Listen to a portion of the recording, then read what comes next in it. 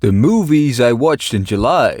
What about them? It was a month filled with some big new releases, some 2000s classics, and watching an entire horror franchise. Let's get into it! Please help your favorite average movie guy get to 1,000 subscribers by subscribing right now. Jurassic World Rebirth 2 out of 5. I started my month with a cinema visit to the new Jurassic World film about a mission to retrieve dinosaur DNA that turns into a fight for survival against mutated creatures. It is unexpectedly disappointing. It is not all bad. As all Gareth Edwards films, it looked pretty great with stunning visuals, Jonathan Bailey was a positive standout, and the dinosaur scenes were also great. But story-wise, I am just tired of all the mutations. I left the film very empty, it didn't give me much, it is a very shallow film with thin characters, a weak setup, and surprisingly many boring moments. There was just no real magic and only one moment of true awe, with the humor rarely hitting as well. However, the major gripe I have with the story is that the family took up so much screen time and didn't care for them one bit. This meant that all other characters were extremely thin and everything that happens just doesn't really matter to me as a viewer.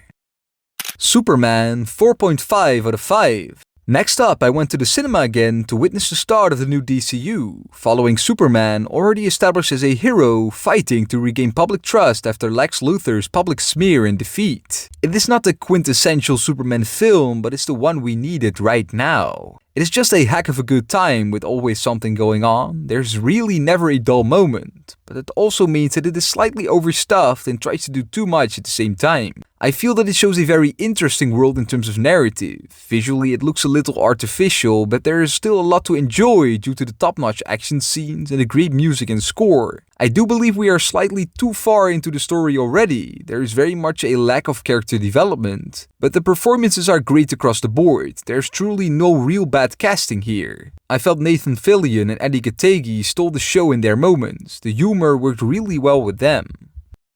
Monsters University 4 out of 5. Next up, I watched this sequel with my girlfriend on Disney Plus about Mike Wazowski and Sully's college rivalry that leads them to team up with misfit monsters in the Scare Games. Mike Wazowski and a Goblet of Fire. I can't be the only one to see the resemblance, but that doesn't really matter. It is a very worthy prequel that isn't anything less than its predecessor. It is just a very charming and funny story, while also not being cookie cutter. It surprises you quite a couple times along the way. The gorgeous animation and added voice talents round out a pretty enjoyable film. The Nun 1.5 out of 5. Next up, I started my first watch of the Conjuring universe in chronological order with this prequel film, about a priest and a novice nun investigating a suicide at a Romanian abbey, only to confront a malevolent demon masquerading as a nun. It is not a great start in the chronological story, filled with clichés, cheap jump scares, and a lack of real tension. The film is actually beyond nonsensical. How is such a powerful entity so not powerful, and how do these characters make all the dumb choices? There is just not a lot to the story in general, not a surprise when they just build a story around an existing character for the sake of it. This film also feels so incredibly long for the short runtime, with the first 2 acts almost being total filler. But I have to say, it is shot pretty well, and when the nun truly shows up, she is definitely scary.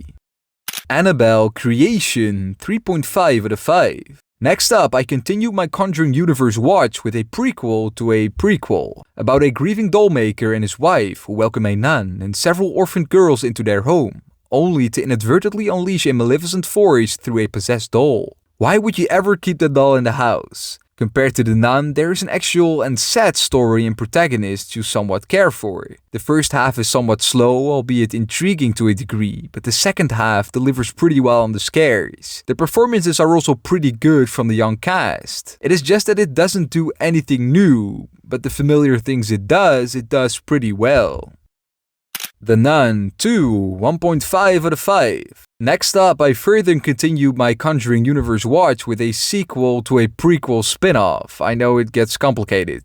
The film is about Sister Irene confronting the demon Valak once again, as the evil spreads across Europe. Honestly, it is more of the same here. As you can see from the rating, it is pretty much a copy and paste from my Nun review. It's just not anything worse or anything better, I'll leave it at that. Annabelle 3 out of 5. Next up, I again continued the Conjuring universe watch with another prequel about a couple whose doll becomes possessed after a satanic cult attacks their home. It does many things better than the other prequels in the franchise. This film is pretty engaging throughout, there's no slow and boring setup and quite a lot of tension. The performances are also pretty good, with a protagonist you actually care for. The film also looks pretty good, both in style as well as its editing. However, a major gripe with the film is that it is nowhere near as scary as it should be, and that it doesn't deliver much build-up towards the characters or the world in general. For Getting Sarah Marshall, 4.5 out of 5. Next up, I watched this film on Netflix with my girlfriend about a devastated musician who escapes to a Hawaiian resort to recover from a breakup, only to discover his ex and her new partner staying at the same place. It is one of the best rom-coms I've seen, wonderfully written and acted, with amazing chemistry between the actors. Honestly, all four leads are great, even if I hate Russell Brand. The humor just works almost every time with many laugh-out-loud moments. For a rom-com, it is truly not formulaic, although a little repetitive. And obviously, Mila Kunis is just chef's kiss here. The Conjuring, 4.5 out of 5. Next up, I continued with the Conjuring franchise, finally with the film that started it all. The film is about paranormal investigators Ed and Lorraine Warren helping a family haunted by a dark presence in their farmhouse. It might be the GOAT modern horror film, to be honest. It is genuinely scary, not by using cheap scares, but by using real tension and suspense. However, it isn't only a great horror film, it is a pretty good film in general. In terms of story, it is also very much up there, with some incredibly likable protagonists brought to life by strong performances. It is also brilliantly shot in a way that very much adds to all the positives. The only minor gripe I have is with the unexpectedly fast resolution in the end. Mean Girls, 4 out of 5. Next up, I watched this film on Netflix with my girlfriend about a homeschool teen who infiltrates the popular group at her new high school. It is a very solid teen comedy. As a comedy, it luckily is pretty funny with some truly iconic lines as well. The film is filled with good performances and an especially believable one by Lindsay Lohan. It ends up very obviously predictable, but the journey along the way is entertaining enough that it doesn't matter. It is however showing its time a little now by being surprisingly racist in a couple moments. Really weird, to be honest. The Old Guard 2, 1 out of 5. Next up, I watched this long-awaited sequel on Netflix about immortal warriors confronting a new existential threat. I liked the first, but this is one of the worst attempts at a film I've seen in a while. The lore and story were what I liked most in the first. While they tried to build on it, the story and characters here are incredibly thin. The pacing is also way off, it moves so incredibly slow, evident by the fact that most of the film is very low on action. And when there is action, it can't really be more choppy. The film in general feels unfinished, with no third act and just setups. I would say there is generally pretty much no redeeming quality here.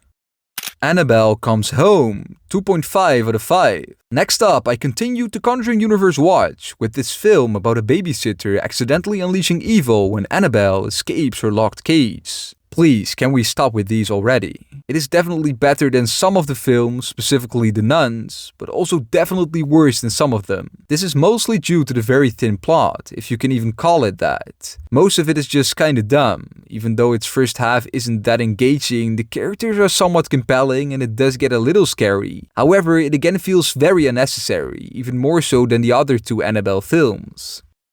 The Conjuring 2, 4 out of 5. Next up, I again continue my Conjuring universe watch with this film about paranormal investigators Ed and Lorraine Warren now helping a London family terrorized by supernatural forces. It is not far off the first, it has the same things going for it. There is some very cool camera work and shot composition, it is acted very well, and it is tense and scary throughout. But I'm glad they gave a spin on the story in the first. There's also surprisingly little Ed and Lorraine, especially in the first act, but I didn't always mind it. My only major gripe with the film is that it's a little too long, which means that it does become slightly repetitive at times, even when the scares don't even necessarily get much worse. The Fantastic Four First Steps, 5 out of 5.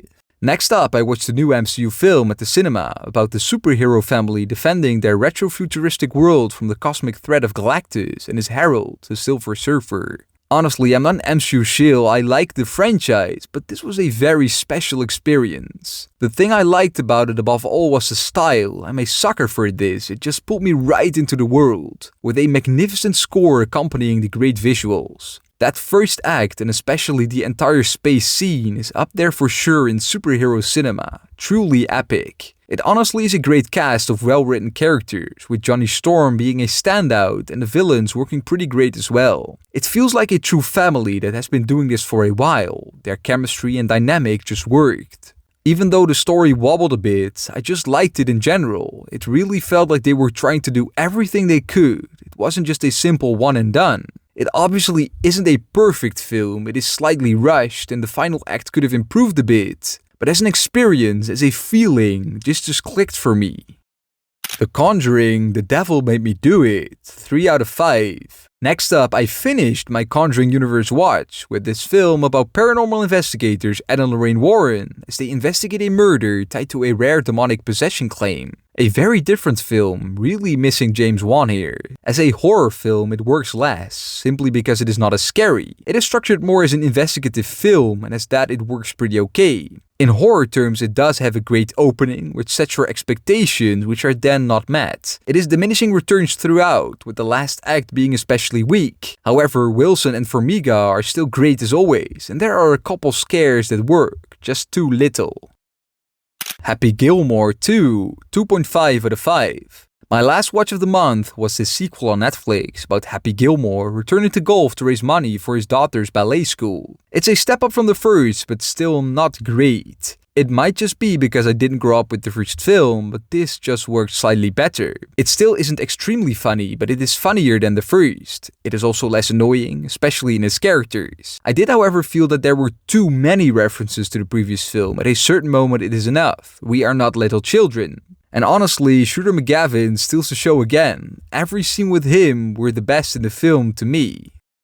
And there you have it, the movies I watched in July. These were my best and worst watches of the month. I hope you guys again enjoyed me rambling about some films I watched, and if you did, let me know in the comments below and be sure to subscribe for more videos like these. I have been Dean, the average movie guy on your screen. Big thanks for watching. See you next time. Roll the credits.